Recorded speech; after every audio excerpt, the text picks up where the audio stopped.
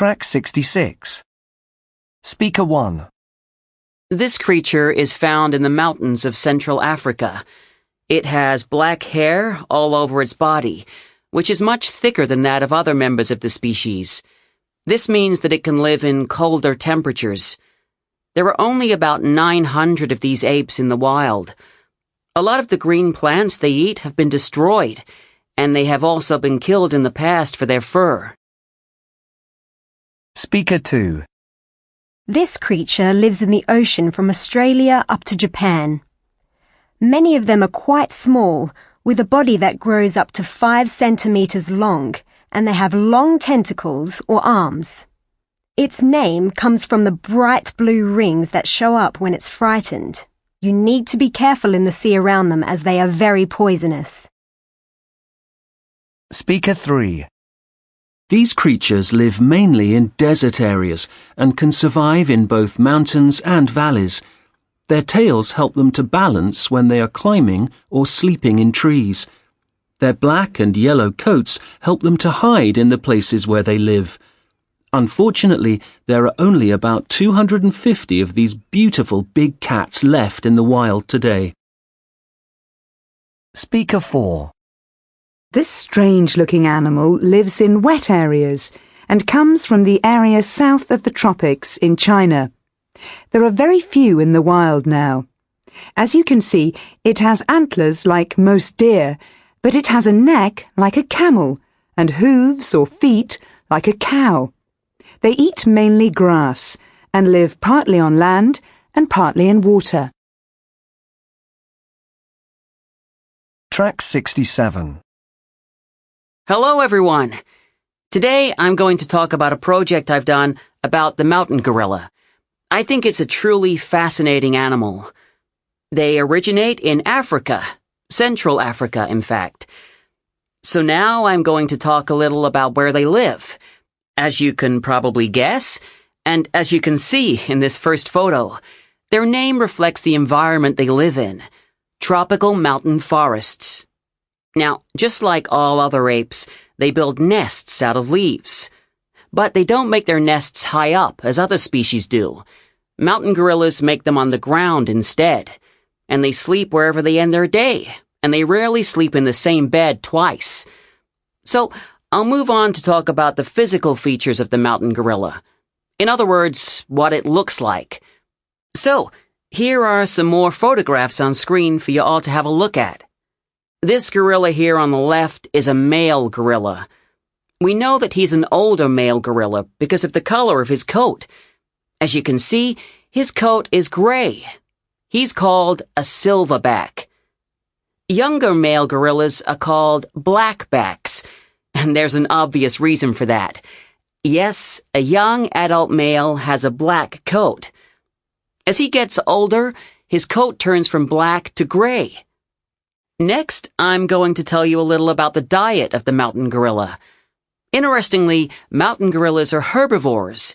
In other words, they survive on a diet of plants. As you can see from this next picture, this gorilla is eating leaves. They also eat fruit and flowers. They occasionally eat insects too, but only when they're very hungry. And it might interest you to know that mountain gorillas very rarely drink water, even though they live in a very warm climate. It appears they get all the water they need from plants. I'd like to conclude by talking about some of the threats that mountain gorillas face. They are in serious danger of disappearing from our world altogether. Let's have a look at 2 reasons why they're in such danger. And both of these reasons are connected to human activity. Firstly, people are damaging the mountain forests where these gorillas live. They're cutting down the trees to build farms and towns. Mountain gorillas live in close family groups, and this means that it's difficult for them to get enough to eat in the small areas they now have to live in. Secondly, gorillas are also suffering as a result of hunting. Sadly, some people find and kill them to sell. So, it's a very sad situation indeed for these beautiful animals. Track 67. Hello, everyone. Today, I'm going to talk about a project I've done about the mountain gorilla. I think it's a truly fascinating animal. They originate in Africa, Central Africa, in fact. So now I'm going to talk a little about where they live. As you can probably guess, and as you can see in this first photo, their name reflects the environment they live in, tropical mountain forests. Now, just like all other apes, they build nests out of leaves. But they don't make their nests high up as other species do. Mountain gorillas make them on the ground instead. And they sleep wherever they end their day, and they rarely sleep in the same bed twice. So, I'll move on to talk about the physical features of the mountain gorilla. In other words, what it looks like. So, here are some more photographs on screen for you all to have a look at. This gorilla here on the left is a male gorilla. We know that he's an older male gorilla because of the color of his coat. As you can see, his coat is gray. He's called a silverback. Younger male gorillas are called blackbacks, and there's an obvious reason for that. Yes, a young adult male has a black coat. As he gets older, his coat turns from black to gray. Next, I'm going to tell you a little about the diet of the mountain gorilla. Interestingly, mountain gorillas are herbivores. In other words, they survive on a diet of plants. As you can see from this next picture, this gorilla is eating leaves. They also eat fruit and flowers. They occasionally eat insects too, but only when they're very hungry. And it might interest you to know that mountain gorillas very rarely drink water, even though they live in a very warm climate. It appears they get all the water they need from plants. I'd like to conclude by talking about some of the threats that mountain gorillas face. They are in serious danger of disappearing from our world altogether. Let's have a look at 2 reasons why they're in such danger. And both of these reasons are connected to human activity. Firstly, people are damaging the mountain forests where these gorillas live. They're cutting down the trees to build farms and towns. Mountain gorillas live in close family groups, and this means that it's difficult for them to get enough to eat in the small areas they now have to live in. Secondly, gorillas are also suffering as a result of hunting. Sadly, some people find and kill them to sell. So, it's a very sad situation indeed for these beautiful animals. Track 68. Good morning, everyone. In today's lecture, I want to talk to you about a very unpopular animal here in Britain. In fact, you could say that it's one of our least loved animals. It's called the American bullfrog. And yes, it does in fact come from America, the east of America to be exact. And it was brought to Britain in the early 19th century.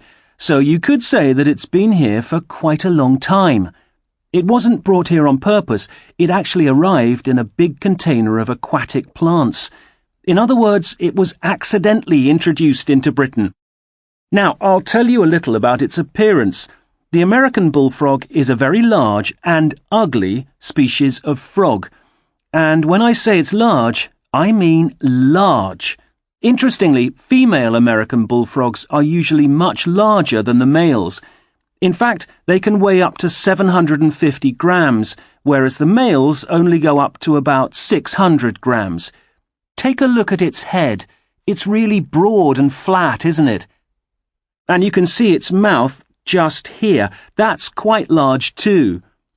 Now, both the male and the female American bullfrogs have green or brown bodies and have dark spots on the top. But there's one important difference between them. The male's throat is yellow, but the female has a white one instead. And the other difference is their eardrums, here, just behind their eyes. Those of the male are much larger than the females. So let's move on to why we so dislike the American bullfrog. Well, this is because it has threatened our own native species of frogs. Firstly, it breeds very quickly indeed. For example, female bullfrogs can lay up to 25,000 eggs every single season. And secondly, the American bullfrog is very greedy. In fact, they eat just about anything they can put into their mouths. As well as other frogs, they eat insects, fish, and have even been known to eat birds and snakes. So, in other words, they eat the food sources of our own native species. Thirdly, they carry a disease that is dangerous to other frogs. And finally, they don't just damage our natural world, they cause financial damage too. Around £100,000 has been spent monitoring the American bullfrog in the wild.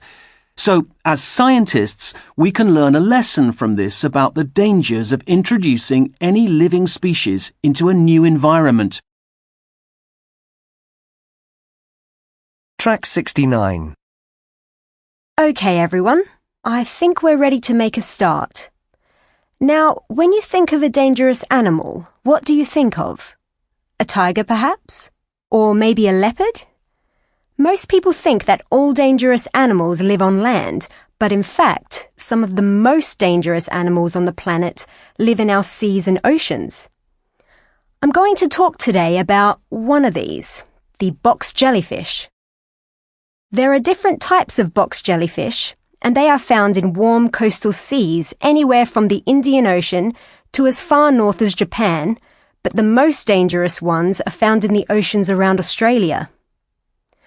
Okay, so now let's examine what these box jellyfish look like. There are no prizes for guessing why it's called a box jellyfish. You can see that it's shaped like a box or a cube, with 4 sides and rounded corners. And you can also see that its body is light blue. So, let's take a look at the tentacles of the box jellyfish more closely. It's got 15 of these growing from each of the 4 corners of the box. Now, you may be surprised to learn that these tentacles can grow to a length of 3 meters. And another surprising thing is its large number of eyes. That's 6 eyes on each of its 4 sides, so 24 altogether.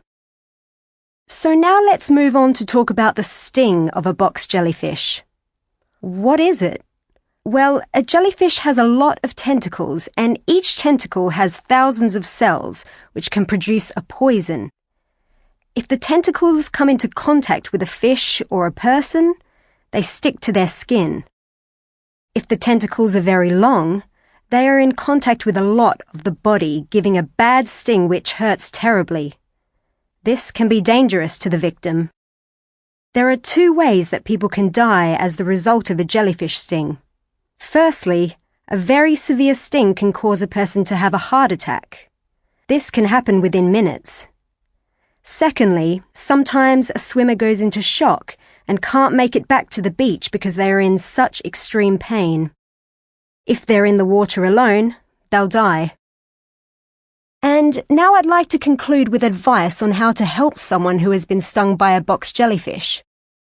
If they have had a heart attack, of course the most important thing is to try to revive them first of all. And then, the best thing to help is vinegar. Yes, the same vinegar you use when you're cooking.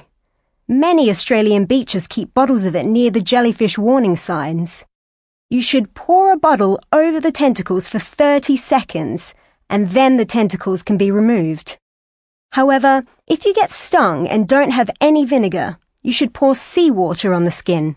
This will help to ease the pain before you can get further medical help.